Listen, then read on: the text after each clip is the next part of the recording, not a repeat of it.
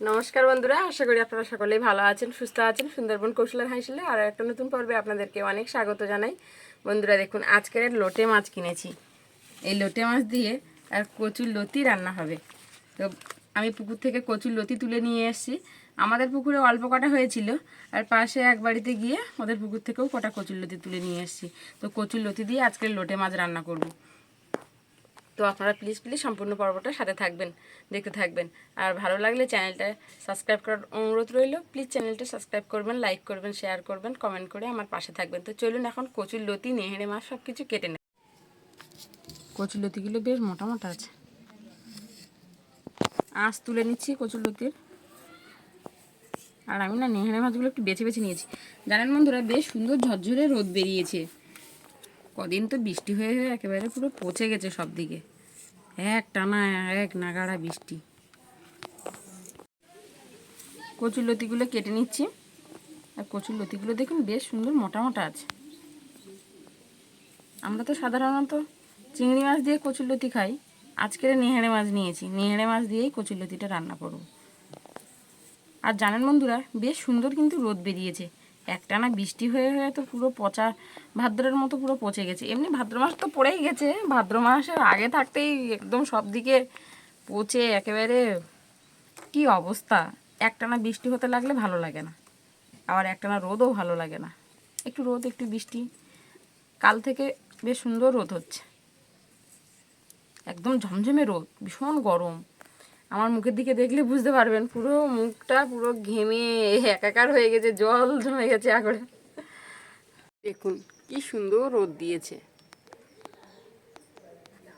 বাড়ির যত জিনিসপত্র ছিল ভিজেতে একদম স্যাঁতসেঁতে হয়ে গেছিলো কদিনে, সব রোদে বের করে দিয়েছি। তার সাথে আমার রান্নার কাঠও রোদে দিয়ে দিয়েছি।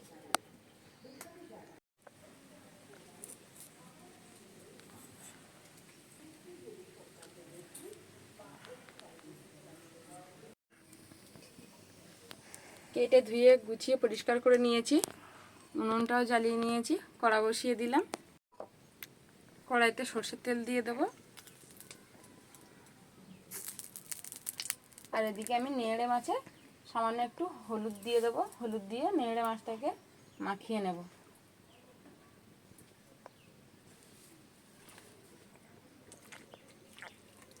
শুধু হলুদ দিয়েই মাখিয়ে নিচ্ছি। হলুদ মাখিয়ে তেলে ভেজে নেব।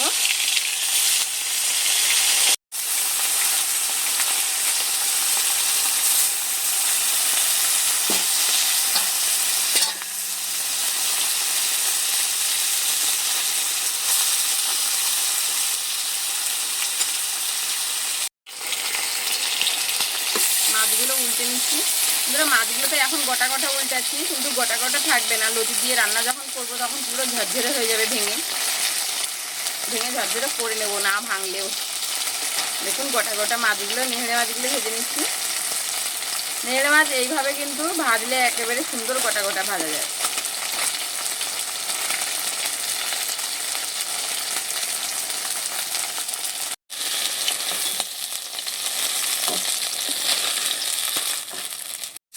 মাছগুলো ভেজে তুলে নিয়ে আবারও দিয়ে দিলাম, এগুলোও ভেজে নেব।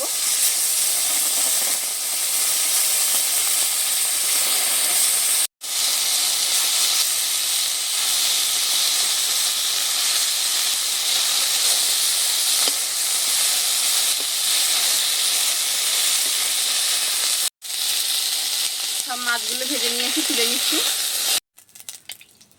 মাছ তুলে নিয়ে কড়াইতে আবারও সরষের তেল দিয়ে দিলাম। তেলে দিয়ে দেবো গোটা জিরে ফোড়নের জন্য। আর দিয়ে দিচ্ছি পেঁয়াজ বাটা, আদা রসুন বাটা, কয়েকটা কাঁচা লঙ্কা।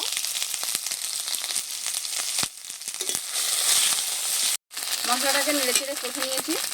এবারে কচুর লতিগুলো দিয়ে দেবো।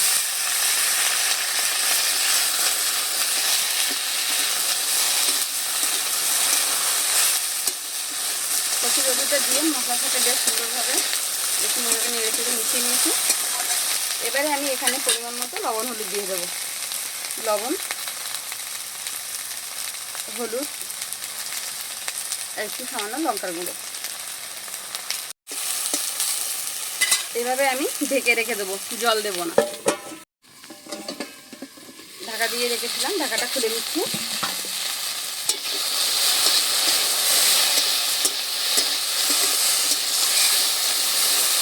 ঢাকা খুলে একটু নেড়ে চেড়ে এবারে কষিয়ে নেব কচুলতিটা। নেড়ে চেড়ে কষিয়ে নিয়ে সামান্য একটু জল দিয়ে দিলাম, আবারও ঢাকা দিয়ে রেখে দেবো।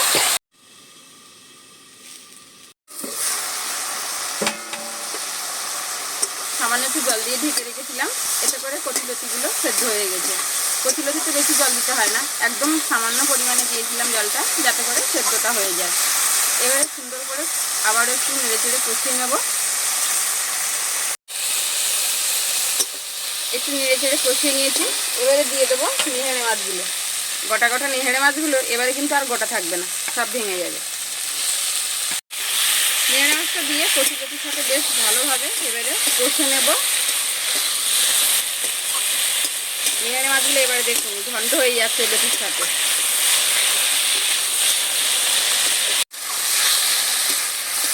কচুর লতিগুলো এরকম গোটা গোটা ভাব থাকলে বেশি ভালো লাগে খেতে, তো আমি ওই জন্য গোটা গোটা ভাব রেখেছি। নাহলে কিন্তু একটু বেশি জল পড়ে গেলেই একদম গলে পায়েস হয়ে যাবে। একটু অল্প জল দিয়ে রান্নাটা করার চেষ্টা করবেন, একদম সামান্য পরিমাণে জল দিয়ে। আর না পারলে জল দেবেনই না, ঢাকা দিয়ে দিয়ে রান্নাটা করবেন, খুব সুন্দর হয়। তো এবারে আমি এখানে জিরে বাটা দিয়ে দেব। জিরে বাটা দিয়ে আমি আবারও কষিয়ে নেব। জিরে বাটা দিয়ে আবারও কষিয়ে কষিয়ে রান্নাটা করে নিয়েছি। তো বন্ধুরা, এইভাবে আমরা তো সাধারণত চিংড়ি মাছ দিয়ে রান্নাটা করি কচুরলতি, তো আমি আজকে নেহেড়ে মাছ দিয়ে কচুরলতিটা রান্না করলাম। খেয়ে তো বলবোই যে কেমন হয়েছে। তো আমি আশা করছি যে রেসিপিটা তো খুব ভালোই, আমার তো দেখে খুব ভালো লাগছে আর খেতেও খুব সুন্দর হবে। তো আপনারাও এভাবে বাড়িতে একবার বানিয়ে দেখবেন, আশা করছি ভালো লাগবে খেতে। কারণ সবসময় তো একই রকম জিনিস দিয়ে রান্না করে খেতে ভালো লাগে না, তো একটু তার সাথে অন্য অন্য রকম যদি কিছু থাকে খুব ভালো লাগে খেতে। তো আপনারা শেষ পর্যন্ত থাকুন, আমি খেয়ে বলবো যে কেমন হয়েছে। দেখুন এখন লতিটা কত সুন্দর হয়েছে রান্নাটা।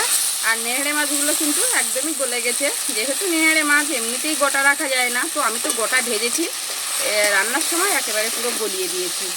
নেড়ে চেড়ে কষিয়ে কষিয়ে কতটা সুন্দর হয়েছে দেখুন লতিটা। জিরে বাটা দিয়ে আমি আরও কিছুটা সময় কষিয়ে রান্নাটা করে নিয়েছি, এবারে লাগিয়ে নিচ্ছি। কতটা সুন্দর লোভনীয় হয়েছে দেখুন, খেতে খুব ভালো লাগবে।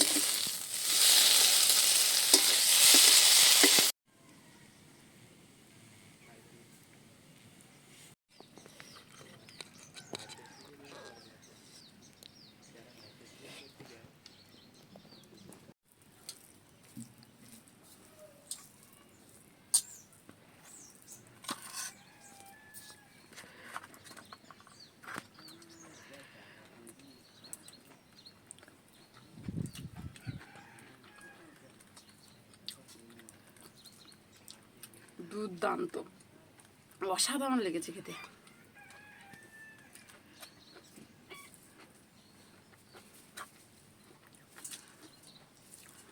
নেহেড়ে মাছ দিয়ে কচুরলতি রান্না করলে এত সুন্দর লাগে খেতে।